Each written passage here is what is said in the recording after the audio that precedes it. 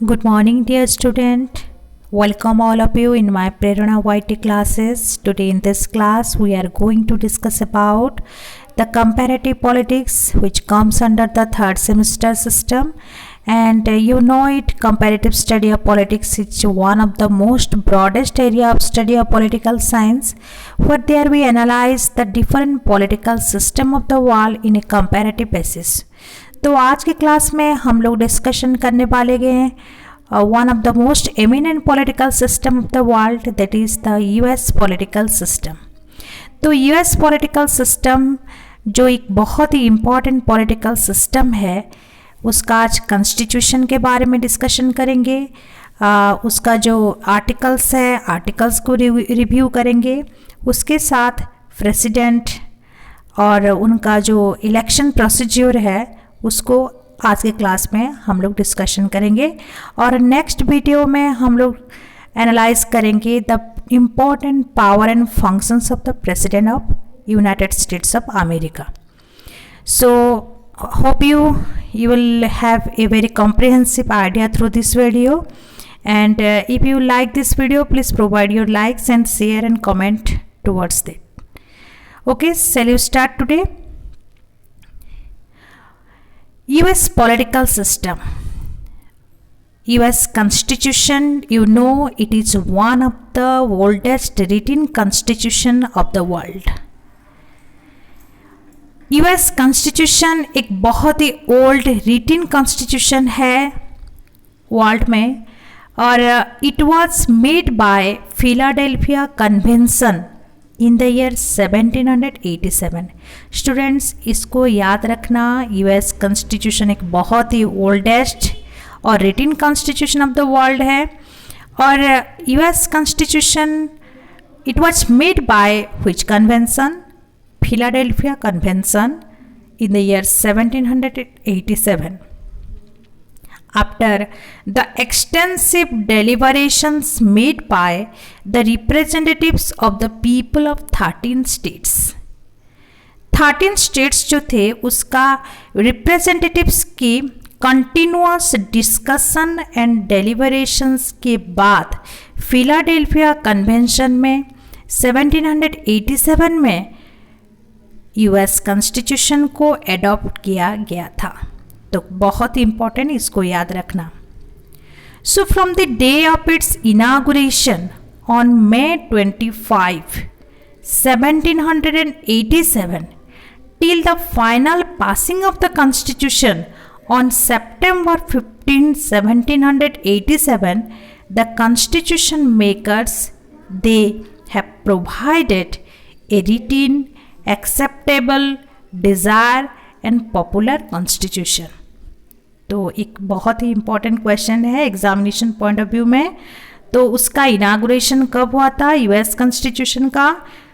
25 मई 1787। तो इसको याद रखना। और उसका जो फाइनल ड्राफ्ट आया था, कब आया था? 15 सितंबर 1787। उसके बाद हम क्या पाते हैं? यूनाइटेड स्टेट्स ऑफ अमेरिका की एक written, desire and popular constitution of the world को हम पाते हैं। तो यूएस कॉन्स्टिट्यूशन जो है एक बहुत ही इम्पॉर्टेंट डेमोक्रेटिक कॉन्स्टिट्यूशन है, और इस कॉन्स्टिट्यूशन में बहुत ही इम्पॉर्टेंट पॉलिटिकल थिंकर्स के आइडिया को हम देखने को मिलता है यहाँ। तो इसको भी थोड़ा याद रखना, यूएस कॉन्स्टिट्यूशन में किन किन पॉलिटिकल थिंकर्स की आइडिया को एक्सेप्टेड किया गया है। तो इसको याद रखना, the ideas of Locke, John Locke, Montesquieu and Blackstone. Their important ideas have got a very important place in the US political system और US constitution, and they are known as the founding fathers, as well as the principles which the Americans regarded as necessary both for serving their interest as well as meeting their aspirations. तो US constitution के foundation में कौन कौन से political thinkers के idea को हम पाते हैं? John Locke, Montesquieu, Blackstone. तो इनका जो एफर्ट्स है, इनका एफर्ट्स की वजह से अमेरिकन कॉन्स्टिट्यूशन आज एक इम्पॉर्टेंट फाउंडेशन को क्रिएट करता है इन रिटन वे.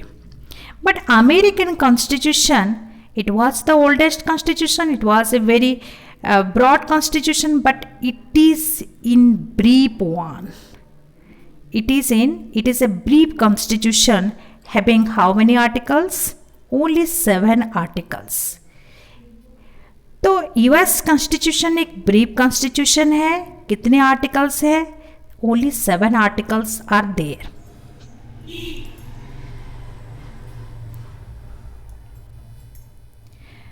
तो इसको चलते हैं आगे की तरफ और डिस्कशन करते हैं यूनाइटेड स्टेट्स ऑफ अमेरिका और इसका जो पॉलिटिकल सिस्टम और इसका कॉन्स्टिट्यूशन और डिफरेंट आज का एस्पेक्ट्स ऑफ स्टडी की तरफ.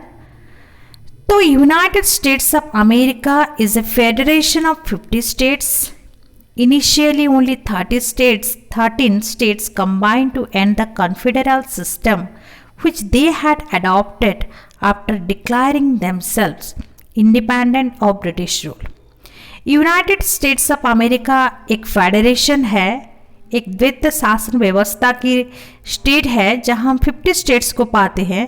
पर पहले कितने स्टेट्स थे? 13 स्टेट्स थे. और पहले जो कॉन्फेडरल सिस्टम था, confederal means what? Union of state. जो सिस्टम था उसको एंड किए थे और डिसाइड हुआ था कि यूनाइटेड स्टेट्स ऑफ अमेरिका को एक फेडरेशन, एक फेडरल स्टेट की फॉर्मेट देने के लिए डिसाइड हुआ था. तो इसका जो एडॉप्ट हुआ था फेडरल स्टेट और federal constitution particularly after the end of the British rule. After their victory in the War of Independence, they decided to form a more complete union. तो अमेरिकन वॉर ऑफ इंडिपेंडेंस जो हुआ था उसके बाद United States of America एक complete union of federation, एक federal state का status gain किया. तो पहले मैं बोल चुकी हूँ कि the representatives of the states who met in the Philadelphia convention were guided by 2 important objectives. Philadelphia convention कब हुआ था? 1787. और 1787 में अमेरिकन कॉन्स्टिट्यूशन को अडॉप्ट किया गया था. तो 2 इम्पॉर्टेंट ऑब्जेक्टिव्स था फिलाडेल्फिया कन्वेंशन की. First, to secure of more a complete and strong unity, and second one, preserving the identities of the state that they represented. So these were the 2 important objectives. Strong unity को secure करना और हर एक states की identities को, उनका representation को identify करना, reflect करना, फिलाडेल्फिया कन्वेंशन का 2 important objectives था. So the US Constitution has fully demonstrated its ability successfully guiding the US political system. The US Constitution is based on the ideology of liberalism, democracy, rule of law, capitalism, limited government, federalism and separation of power. पहले मैं बोल चुकी हूँ कि US Constitution जो है किन किन के आइडियाज़ का स्ट्रॉन्ग फाउंडेशन लिया था? John Locke, Montesquieu and Blackstone. तो यहाँ हम जो इम्पोर्टेंट आइडियोलॉजी देखते हैं, कौन कौन से इम्पोर्टेंट आइडियोलॉजी है? Liberalism, democracy, rule of law, capitalism, limited government, federalism and separation of power. तो these are important concepts. These are important ideology on the basis of which US Constitution has got its strong foundation. Where it provides full faith and gives full guarantee to the rights and freedom of the people. It has demonstrated its ability to provide a strong, stable and efficient system of governance both in time of war and peace. US constitution एक democratic constitution है और जैसे कि हम लोग को पता है डेमोक्रेसी में राइट्स और फ्रीडम ऑफ द पीपल को प्रोवाइड किया जाता है, फुल गारंटी दिया जाता है, उसको प्रोटेक्ट किया जाता है और इसी के हिसाब से यूएस कॉन्स्टिट्यूशन एक stable, strong, efficient system of governance को not only in the time of war but also in the time of peace maintain करता आया है. आगे हम लोग देखेंगे यूएस कॉन्स्टिट्यूशन को. पहले मैं बताई थी आपको कि यूएस कॉन्स्टिट्यूशन कौन से कन्वेंशन के अंडर एडॉप्ट किया गया था. Philadelphia convention in which year 1787, इसको याद रखना. और इसका इनागुरेशन कब हुआ था? 25 मई 1787.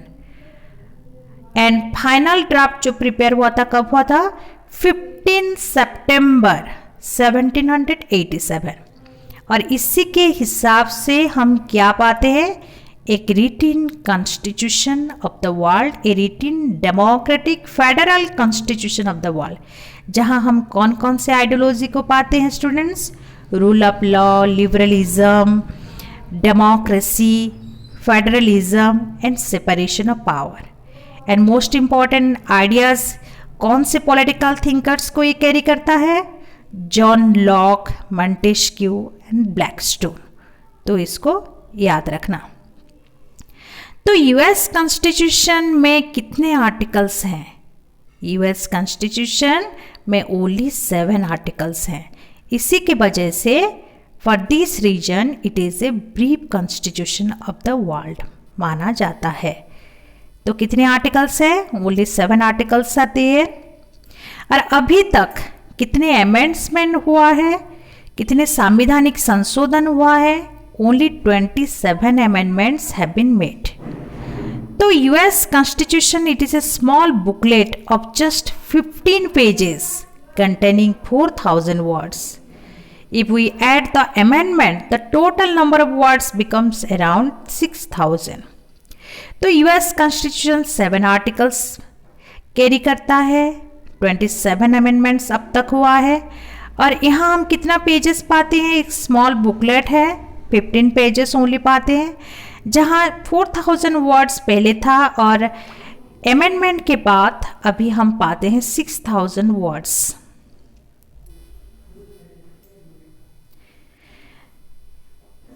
US Constitution, as we find, a popular form of government is there, democratic form of government is there. US Constitution places full faith in popular sovereignty. That means popular sovereignty को बहुत ही focus करता है importantly. और people sovereignty को यहाँ हम पाते हैं, डेमोक्रेसी को पाते हैं, where it clearly affirms in its preamble that people are the real and ultimate source of power. तो यहाँ हम ट्रू डेमोक्रेसी को हम देखते हैं कि यूएस कॉन्स्टिट्यूशन में people who are the real and ultimate source of power. Just like India, here also we find people are the real and ultimate source of power because US Constitution places full faith in popular sovereignty. Students, आप लोगों को पता होगा popular sovereignty का जो propounder कौन थे? Jean Jacques Rousseau. और जीन जैक्विस रूसो की जो पॉपुलर सॉवरेंटी हम यहाँ यूएस कॉन्स्टिट्यूशन में भी देखते हैं. जॉन लॉक की आइडिया क्या था? Rule of law, liberalism. तो यहाँ इस कॉन्स्टिट्यूशन में हम देखते हैं. और जो idea of separation of power, Montesquieu, और the concept of sovereignty, Blackstone. So हर एक थिंकर्स की इंपॉर्टेंट आइडियाज़ की रिफ्लेक्शंस को यहाँ हम देखते हैं. यहाँ हम जो ब्रीफ कॉन्स्टिट्यूशन एक स्मॉल बुकलेट को देखते हैं जहाँ 7 आर्टिकल्स ओनली आर देयर। तो फर्स्ट आर्टिकल से लेकर 7 आर्टिकल्स तक what are the most important provisions, let's see. तो article first, what it states that, article first states that the legislative power of the federation are in the hands of the Congress. तो article first में क्या लिखा हुआ है, जो legislative power और law making power of the federation its has been handed over the Congress. जो legislative body है कांग्रेस, उसके हाथ में लेजिस्लेटिव पावर को दिया गया है। आर्टिकल सेकेंड में executive power with the President of United States, as there we find the presidential form of government. The President is the head of the state and head of the government. The President has been taken the executive power of the state. Article 3 states gives all judicial power to one Supreme Court and other inferior court created by the Congress. तो article 3 में हम judicial power को पाते हैं और इसको handed किया गया है supreme court and other inferior court created by the Congress, which is created by the Congress in the United States of America. And Article 4, it states that the US shall guarantee to every state in this union a republican form of government. तो article 4 के under क्या description हुआ है, US will guarantee to every state in this union a republican form of government. एक Republican form of government यहाँ हम देखने को पाते हैं।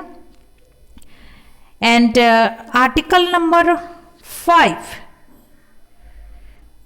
outlines the process of amending the constitution in accordance with the need of the situation and demand of the people.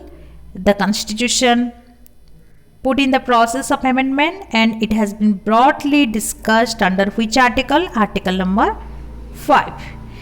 Article number 6 states about debts, supremacy and oath.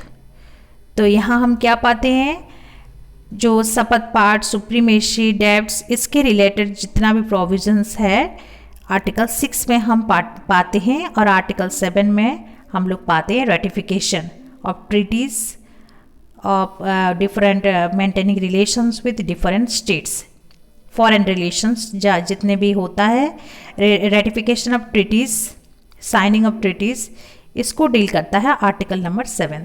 तो यहाँ हम 7 आर्टिकल्स एक small booklet type of constitution को पा रहे हैं और यूएस कॉन्स्टिट्यूशन पॉपुलर सॉवरेनिटी को कैरी करता है, liberalism, rule of law, separation of power. So these are important provisions of US constitution. तो यूएस कॉन्स्टिट्यूशन में एक रिपब्लिकन फॉर्म ऑफ गवर्नमेंट को हम पाते हैं, एक प्रेसिडेंशियल फॉर्म ऑफ गवर्नमेंट को पाते हैं, जहां US president solely a very sole source of authority in the democratic provision. And US president here we find a republican form of government where the people they made their election directly for the election of the president, where it strongly opposed to the concept of hereditary or a nominate lifelong head of the state. Hereditary concept को carry नहीं करता है और they unanimously decide to make the USA republic with a indirectly elected president as the head of the state. The office of the US president is one of the strongest democratic office in the world. So US president directly elected by the people as the head of the state, where he symbolizes as one of the strongest democratic office in the world. There are some important definitions are there which reflects the most important power and positions of the US president in the US Constitution. According to McHenry, he described his office, that means the office of the president, as one of the most powerful offices ever created by a democratic nation. तो US constitution की जो president है उसका एक बहुत ही powerful office होता है और created by this democratic nation. Monroe says the US president exercises the largest amount of authority ever wielded by any person in a democracy. US president largest amount of authority को carry करते हैं क्योंकि वहाँ पर presidential form of government है और presidential democracy में US president बहुत ही स्ट्रॉन्ग पोजीशन को कैरी करते हैं और बहुत ही लार्ज अमाउंट ऑफ पावर को एक्सरसाइज करते हैं। उसके बाद ऑक, one of the most eminent thinker, he regards him as the greatest ruler of the world. So in this way, there we find some important definitions given by the different political thinkers with regard to the power position of the US President. Election of the US President, how the US President he elected by the people indirectly, and this is the Constitution framers, they decided to provide for an indirect election of the President. The Philadelphia Convention decided that the President should be elected by a special presidential electoral college whose members should be elected by the people. तो Philadelphia convention में decided हुआ था कि president जो है उनका election होता है एक स्पेशल प्रेसिडेंशियल इलेक्टोरल कॉलेज के माध्यम से जिनका members they should be elected by the people. Composition of presidential electoral college, तो प्रेसिडेंशियल इलेक्टोरल कॉलेज किसको कंपोज करता है? Presidential electoral college consist of as many members as the total strength of 2 houses of the US Congress. यहाँ हम 2 houses है Congress जो legislative body of United States of America है, एक house of representative and दूसरा है senate. House of representative lower house है और सीनेट उसका अपर हाउस है। तो हाउस ऑफ रिप्रेजेंटेटिव की स्ट्रेंथ 435 एंड सीनेट की स्ट्रेंथ है 100। तो 435 जो स्ट्रेंथ है प्लस 100 इसको मिलाकर कितना स्ट्रेंथ हुआ? 535. That means PEC consists of many members. The total strength of the 2 houses, the total strength of the House of Representative and the total strength of the Senate. But particularly after the 23rd Amendment, 3 PEC seats have also been given to the District of Columbia. So the total strength now how many it is having of PEC? 538. 23rd Amendment के बाद 3 PEC seats जब district of Columbia को दिया गया उसके हिसाब से अभी PEC का सीट कितना हो गया? 538. 535 435 हाउस ऑफ रिप्रेजेंटेटिव का, 100 सीनेट का और 3 सीट्स हो गया डिस्ट्रिक्ट ऑफ कोलंबिया का। तो यहाँ हम PEC का कितना स्ट्रेंथ हुआ? 538 और 538 मेंबर्स जो है they actively participate in the election process of the president of United States of America. तो PEC जो कंस्टिट्यूटेड होता है उसका टर्म क्या है? 4 years for electing the president and the vice president of US. तो स्टूडेंट्स आज के क्लास में बस इतना ही है। नेक्स्ट वीडियो में हम लोग डिस्कशन करेंगे the power and functions of president of United States of America. So if will any kinds of doubt if you find in this grounds, please share with me, and till then have a nice day. Goodbye all of you, and in next video I will provide you the functions of the President of United States of America. So hope you understand. If you like, please provide your likes, comments and share with this. Goodbye. Have a nice day.